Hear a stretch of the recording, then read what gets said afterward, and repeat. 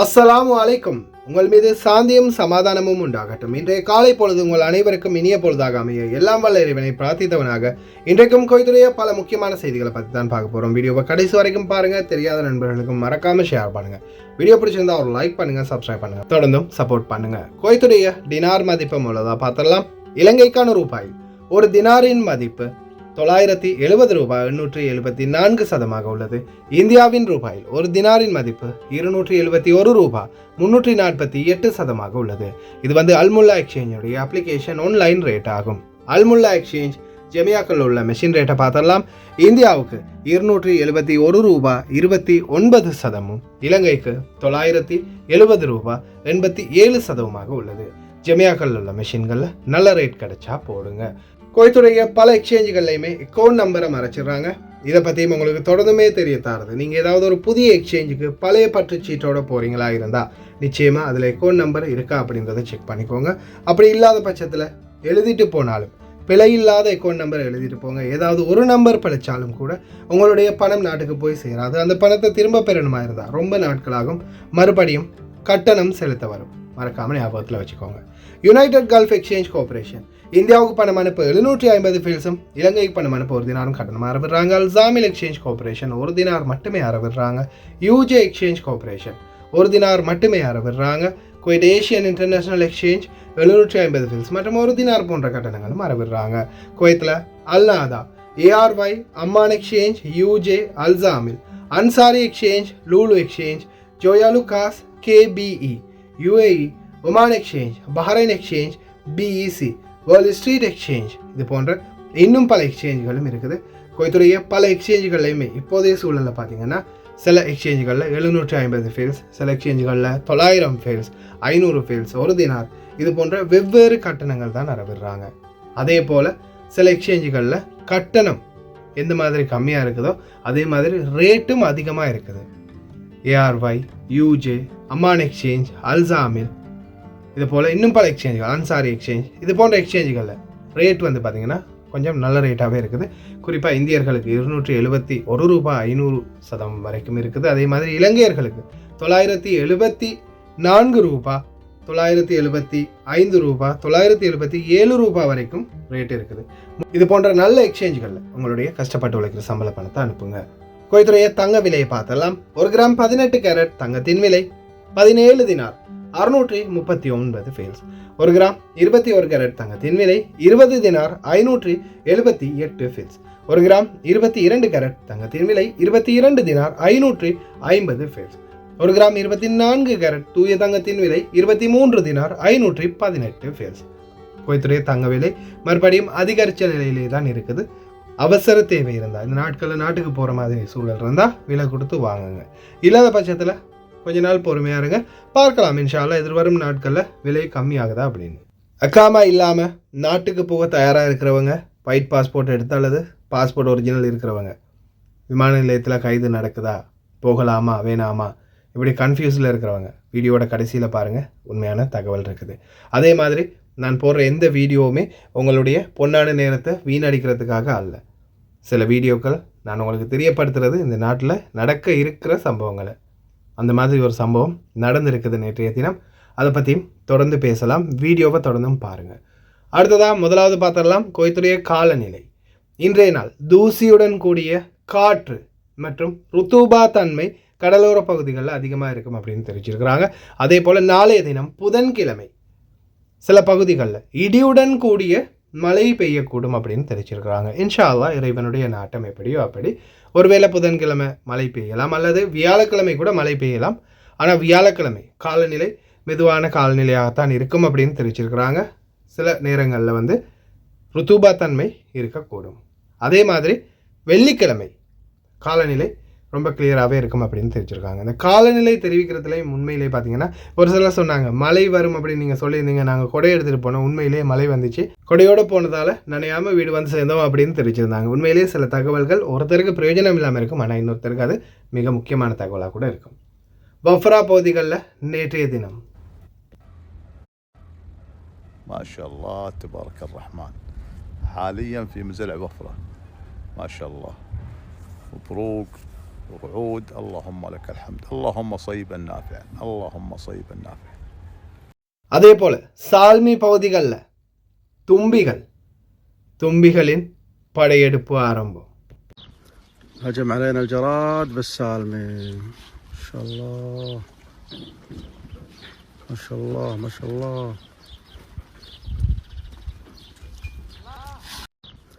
தொடர்ந்தும் பேராபத்துகள் பேரழிவுகள் தொடர்ந்து வந்து கொண்டே இருக்குது.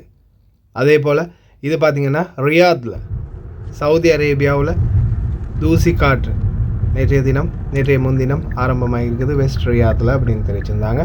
அதே போல் ஒரு சில பகுதிகளில் பார்த்திங்கன்னா இந்த சுழல் காற்று தூசியோடு சேர்ந்து குப்பைகளோடு சேர்ந்து சுழல் காற்று இருக்கும். இந்த நேரத்தில் தயவு செய்து ஓட்டுநர்கள் வெளியில் நடமாடக்கூடியவங்க ரொம்ப கவனம், குறிப்பாக ஓட்டுநர்கள். இந்த மாதிரி சுழல் காற்று வந்து அதோடைய ஆப்போசைட், அது எந்த பக்கம் போகுதோ அந்த சைடை விட்டு ஆப்போசைட் போக பாருங்கள். அதே மாதிரி அந்த சுழல் காற்றுக்குள்ளே தயவு செய்து சிக்கிறாதீங்க. இந்த அட்வர்டைஸ்மெண்ட் போர்டுகள், இந்த இரும்பு பட்டங்கள், கம்பிகள் ஏதாவது கலண்டு வந்து அடிக்கிறதுக்கு வாய்ப்பு இருக்குது. பாருங்கள், ஒரு வண்டியை உள்ளே எடுத்துகிட்டு போகிறார், என்ன ஆகுது.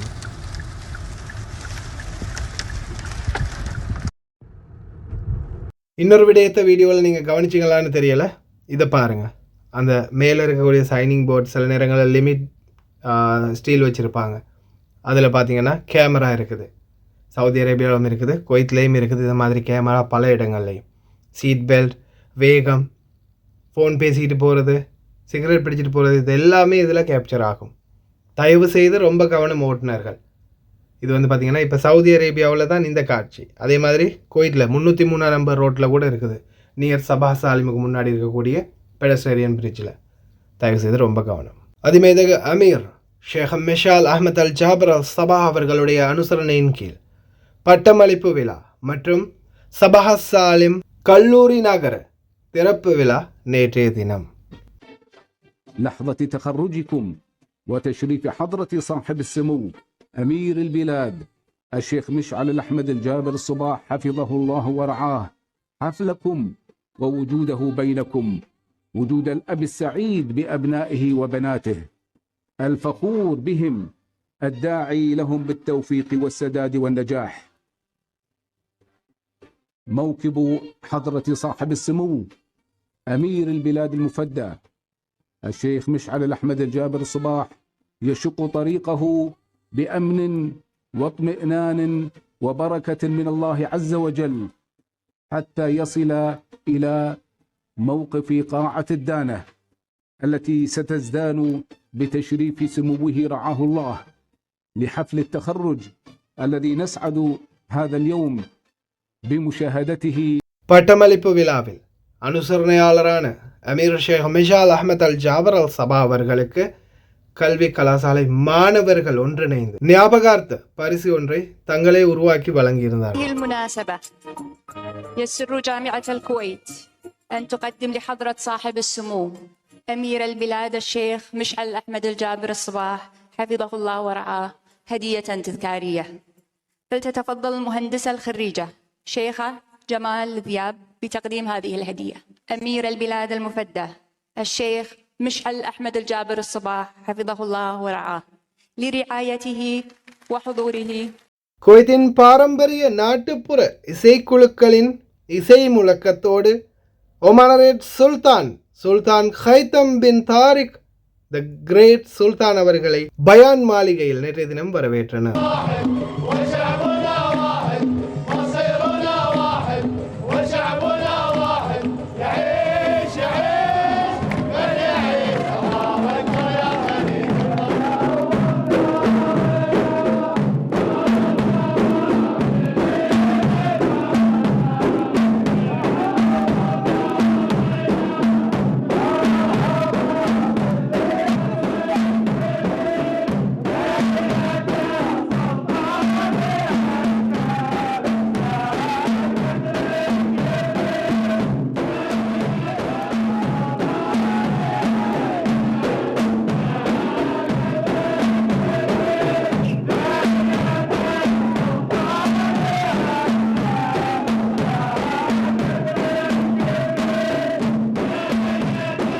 தொடர்ந்து மிக முக்கியமான தகவல்களை பார்த்தலாம். அகமதி அவசர குழு தனது ஆய்வு சுற்றுப்பயணங்களை மேற்கொண்டது. இதன் விளைவாக வர்த்தக மற்றும் தொழில்துறை அமைச்சகத்தின் சட்டங்கள் மற்றும் முடிவுகளை மீறும் வணிக கடைகளுக்கு அறிக்கை வழங்கப்பட்டன. 4 கைது நடவடிக்கைகள், மேலும் மீறுபவர்களுக்கு எதிரான சட்ட நடைமுறைகள் கடுமையாக்கப்பட்டுள்ளன. ஃபோன் கடைகள், ஆபரண கடைகள், ஜுவல்லரிஸ், அதே மாதிரி ஃபேன்சி கடைகள், அதே மாதிரி உணவகங்கள், பகாலாக்கள், சூப்பர் மார்க்கெட்கள், இந்த மாதிரி பல வியாபார தலங்களில் தொடர்ந்துமே இது பார்த்திங்கன்னா கிட்டத்தட்ட ஒரு 15வது தடவையாக சோதனை மேற்கொள்ளப்படுது. வியாபார தலங்களில் வேலை செய்யக்கூடியவங்க தயவு செய்து ரொம்ப கவனம். குறிப்பாக காதிம் வீசாவில் வேலை செஞ்சிங்கன்னா நிச்சயமாக அதே இடத்துல ஸ்பாட் கைது பண்ணுவாங்க.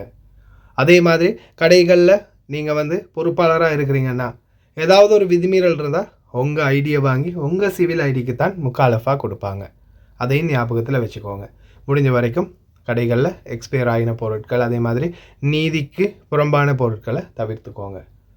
இந்த காட்சி அனைவருக்கும் ஒரு முக்கியமான உதாரணம். சில நாட்களுக்கு முன்பு நான் மாலை நேர செய்தியில் போட்டிருப்பேன்னு நினைக்கிறேன். சவுதி அரேபியாவில் செக்கின் ஒன்று நடக்குது.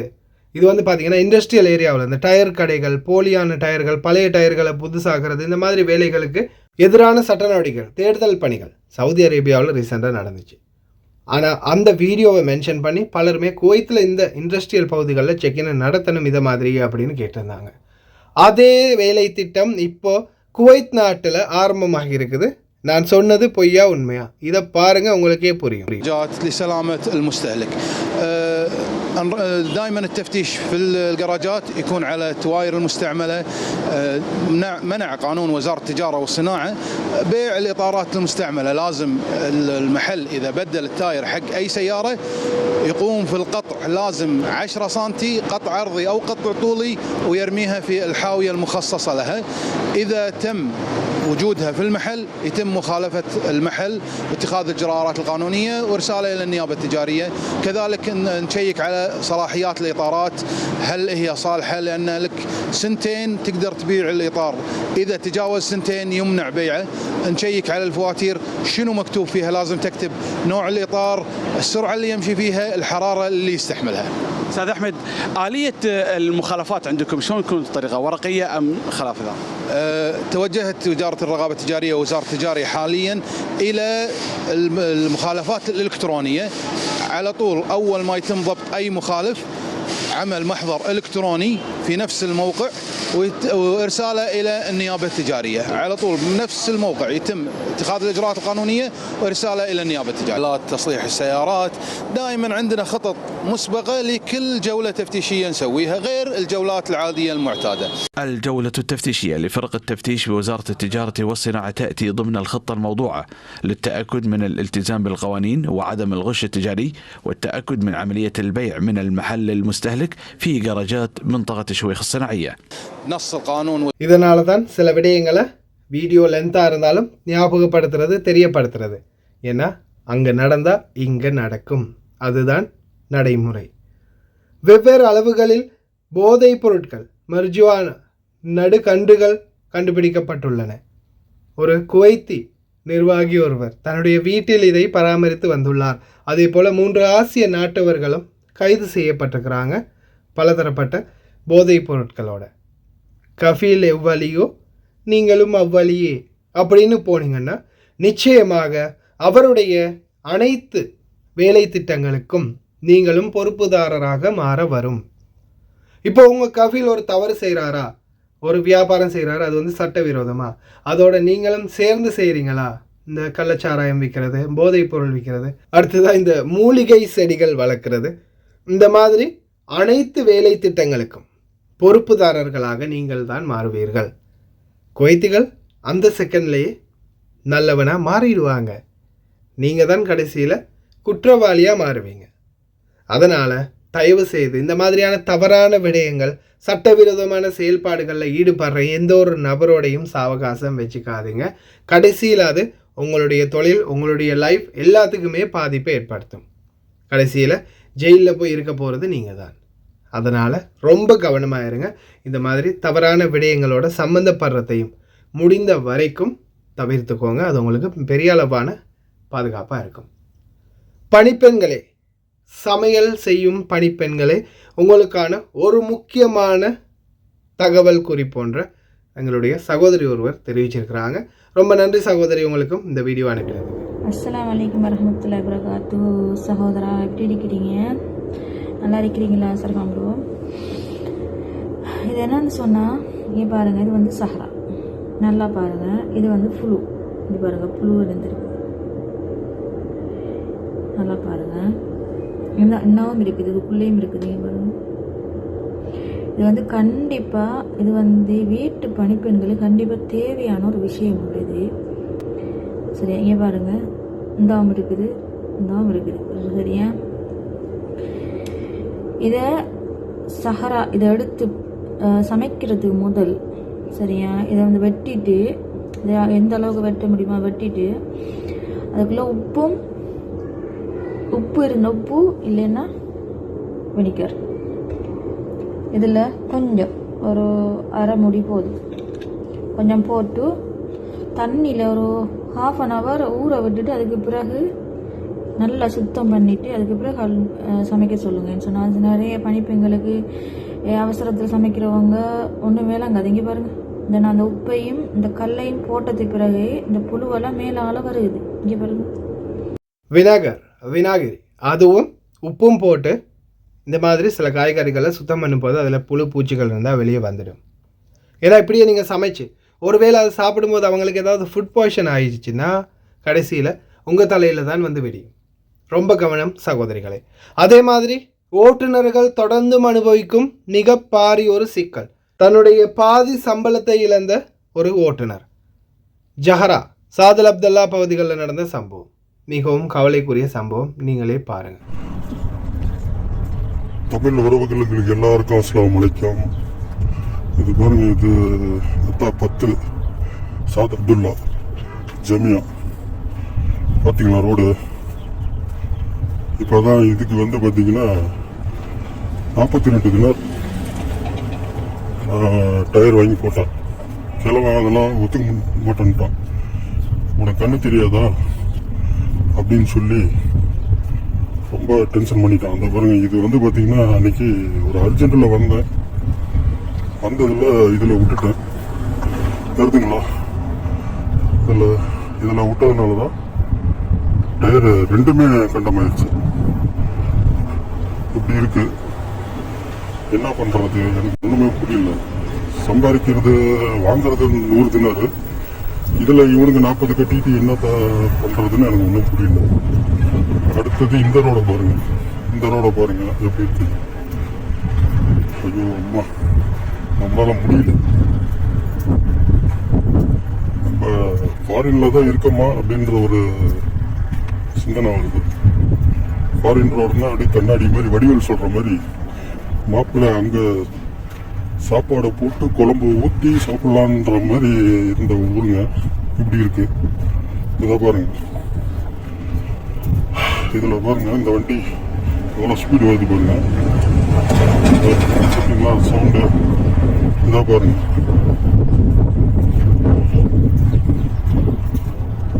இல்லை, நம்மளால வண்டி ஓட முடியல. இதில் வந்தோம்னா வயிறு தான் வலிக்குது. பார்த்துங்க, இதுதான் சாத் அப்துல்லா ஜமியா 10. அஸ்ஸலாமு அலைக்கும். வண்டி உடைஞ்சாலும் நம்ம பணம் தான், ரோடு உடைஞ்சிருந்தாலும் நம்ம பணம் தான். எங்கே போய் சொல்கிறது? அன்பார்ந்த ஓட்டுநர்களே, ரொம்ப கவனம். சம்பள பணங்களை பாதுகாத்துக்கோங்க. பணிப்பெண்களே, எந்த ஒரு பிரச்சனையுமே இல்லை. சாதாரணமாக ஒரு பிரச்சனையும் இல்லாமலே பலருமே ஏர்போர்ட்டில் எந்த கைதுமே இல்லை. சொந்தமாக பாஸ்போர்ட் வச்சுருந்தவங்க, அதே மாதிரி தூதரகத்தில் பேப்பர் எடுத்தவங்க, பேப்பர் எடுத்து போய் சீல் பண்ணி எடுத்தவங்க, பேர் வந்து போய் எடுத்தவங்க அனைவருமே நிம்மதியாக இப்போ ட்ராவல் பண்ண ஆரம்பிச்சிருக்காங்க. விமான நிலையத்தில் எந்த ஒரு கைது நடவடிக்கைகளும் இல்லை. ஏதாவது குற்ற செயல் செஞ்சுருந்தீங்கன்னா மட்டும்தான் கைது பண்ணுவாங்க. மற்றும்படி பொது மன்னிப்பில் போகிற எந்த ஒருத்தரையுமே இப்போதைக்கு கைது பண்ணலை. சிங்களம் தெரிஞ்சவங்க இந்த வீடியோ கேளுங்க. හලෝ මල්ලිය කොහොමද ඉතින්? මල්ලිය මම මේ අර කානුනේ ගෙයි යන්නේ. ඔයාලට මතකද මම පාස්පෝර්ට් කොපිය මේ දැම්මා. ඉතින් මල්ලිය මම දැන් අද යන්න දිනේ දාලා තිබුණේ. මම දැන් අද ඇතුලේ ඉන්නේ. කිසි කරදරයක් නැහැ. මොකුත් උන්නේ නැහැ. මේ කානුනේකට යන කට්ටියම අර පැත්තකින් තියලා ඒ ඔක්කොටම මේ එතන අපි ඔක්කොම ඇතුළු කරා. බඩුත් ඔක්කොම මේව කරා. බඩුත් ලැගේජ් කරා. සේරම කිසි ප්‍රශ්නයක් නැහැ. කිසි කරදරයක් උන්නේ නැහැ. ඇවිල්ලා ඉතින් ඔක්කොම කානුනේකට යන කට්ටියක පැත්තකට දාලා අර සීලයක් ගහනවා මේ කොලේට. එච්චරයි. කිසිම කරදරයක් නැහැ. කිසිම ප්‍රශ්නයක් නැහැ. කිසි අවුලක් නැහැ. කොහෙටවත් දාන්නෙත් නැහැ. මොකෝ චෙක් කරන්නෙත් නැහැ. ටිකට් එක මේව ගන්න ලැගේජ් එක ඔක්කොම බෑග් ලැගේජ් කරා. කිසිම අවුලක් උනේ නැහැ. දෙයියන් පල්ල කිසිම අවුලක් උන්නේ නැහැ. කිසි කරදරයක් නැහැ. මාත් බයේ හිටියේ මේ අර පෙරක් ආවේ මේ හිරේ දානවා කියයි අරවා මේවා කරනවා කියයි මේ හිරේ ඉන්නේ කියයි ඉතින් ජේල් එකේ ඉන්නේ කියයි ඒකින්ද මාත් එදා බයේ හිටියේ. ඒ වුණාට නම් කිසිම අවුලක් උන්නේ නැහැ. මේනික මේ යනවා හොඳේ. ඔක්කොන්ට මෙහෙම කියන්නේ කිසි කරදරයක් නම් මට උනේ නැහැ. මගේ පාස්පෝර්ට් කොපිය මේ ඔක්කොම චෙක් කරලා බැලුවා. මොකම කරදරයක් නැහැ. ඉතින් දෙයියන්ගේ පිට අල්ලා දෙයියන්ගේ පිට ඉතින් ආයෙන්ද තමයි යන්නේ. අල්ලා දෙයියන්ගේ පිට තමයි ඉතින් ඉන්ෂාඅල්ලා ගිහිල්ලා එන්නම් මේනික. හරිද? ඔක්කොන්ට මෙහෙම කියන්නේ කිසි කරදරයක් නම් මට උනේ නැහැ. හොඳේ. එහෙනම් තියන්නම් ජේසු පිට අල්ලා දෙයියන්ගේ පිටයි ඈ. තියනවා හොඳේ. Assalamualaikum Malia. ඔක්කොම හරි ගියා. කිසි කරදරයක් වුණේ නැහැ.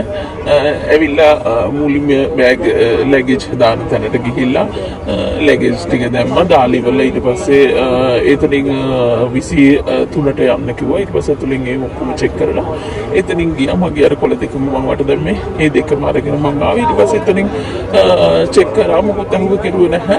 චෙක් කරලා ඉවරලා සීල් එක තියලා යන්න කිව්වා. එච්චරයි. කිසි කරදරයක් උනේ නැහැ. අනේ ඇත්තටම වට ගොඩාක් වෙන් මොකද ගොඩක් වෙලාවට මම වට කරදර කරා. ඒ කියන්නේ සෙන්සරෙන් මම බහේ මම ගොඩාක් හිටියේ බහේ. ඇත්තටම මම ගොඩාක් සතුටින් දෙයියනවා.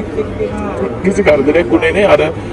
අර ප්‍රශ්නේ මෙතනදිත් මට ආවා. ඒ කියන්නේ අර 6 වෙනි මාසේ 18 කියන එකයි අර 4 වෙනි මාසේ 18 නේද කියලා ඊට පස්සේ එතන කෙනෙක් ගෙන්නලා හපුවම ඊට පස්සේ අගෝනේ 6 වෙනි මාසේ 18 තියෙන්නේ කියලා මම 6 කියලා කිව්වා. ඊට පස්සේ බලලා කිව්වනේ 6 18 කියලා.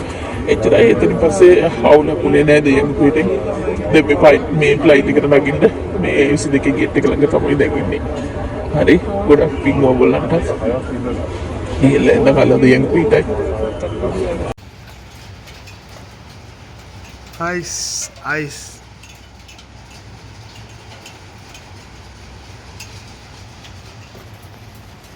அபு ஃபத்தீரா அதில் 2:58 டைம் பார்த்துருப்பீங்க. அது சிங்கள வீடியோ செய்யும்போது எடுத்த வீடியோ.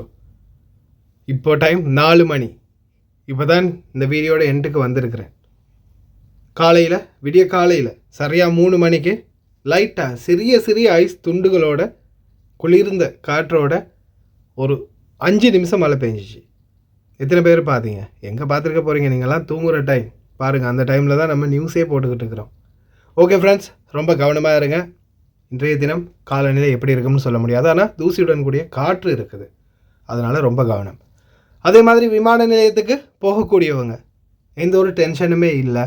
நீங்கள் விமான நிலையத்துக்கு போகும்போது உங்களுடைய ஒயிட் பாஸ்போர்ட்டில் வேலிட் டேட்டை சரியாக பார்த்துக்கோங்க. இந்தியர்களாக இருந்தாலும் சரி, இலங்கையர்களாக இருந்தாலும் சரி, உங்களுடைய ஒயிட் பாஸ்போர்ட்டில் வேலிட் டேட் எத்தனை நாளைக்கு இருக்குது அப்படின்றத செக் பண்ணிக்கோங்க. சீல் அடித்த இடத்துலேருந்து 10 நாளுக்குள்ளே போகணும், 15 நாளைக்குள்ளே போகணும் அப்படின்ற எந்த ஒரு சட்டத்திட்டங்களுமே இல்லை. தூதரகமும் அதை தெரிவிக்கலை. அதே மாதிரி சில நேரங்களில் வேண்டுமென்றே சில அதிகாரிகள் வம்பிழுக்கலாம். அந்த மாதிரி நடக்குது. நம்மளை பல்லு பிடிச்சி பார்க்குறதான பலருடைய ஆசை. அதனால் அப்பாவி தொழிலாளர்களை வேணுமென்னே அலக்களிக்கிறதுக்கு ஒரு சிலர் இந்த மாதிரி அநியாயம் செய்கிறாங்க. ஆனால் மற்றும்படி எந்த ஒரு லீகலான ப்ரொசீஜருமே இல்லை. டேட் சீல் அடித்ததுலேருந்து இத்தனை நாளைக்குள்ளே போகணும் அப்படின்னு. ஏன்னா தூதரகத்துடைய ஒயிட் பாஸ்போர்ட் அவங்க கொடுத்துருக்கிற ஒயிட் பாஸ்போர்ட்லேயே டேட் மென்ஷன் பண்ணியிருக்கிறாங்க.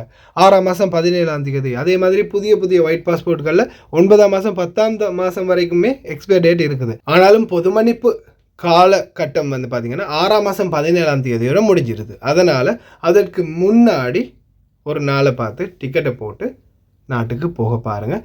எந்த ஒரு பிரச்சனையுமே இல்லை. எல்லாருமே நிம்மதியாக நாட்டுக்கு போகிறாங்க. இன்ஷா அல்லாஹ் திரும்பியும் அவங்க வரணும் அப்படின்னு இந்த நேரத்தில் துவா செஞ்சுக்கிறேன். கடைசி வரைக்கும் பார்த்து எல்லாருக்குமே ரொம்ப நன்றி. தெரியாத நண்பர்கள் அனைவருக்குமே மறக்காமல் ஷேர் பண்ணுங்கள். வீடியோ பிடிச்சிருந்தால் ஒரு லைக் பண்ணுங்கள், சப்ஸ்கிரைப் பண்ணுங்கள். இன்னொரு வீடியோவில் சந்திக்கலாம்.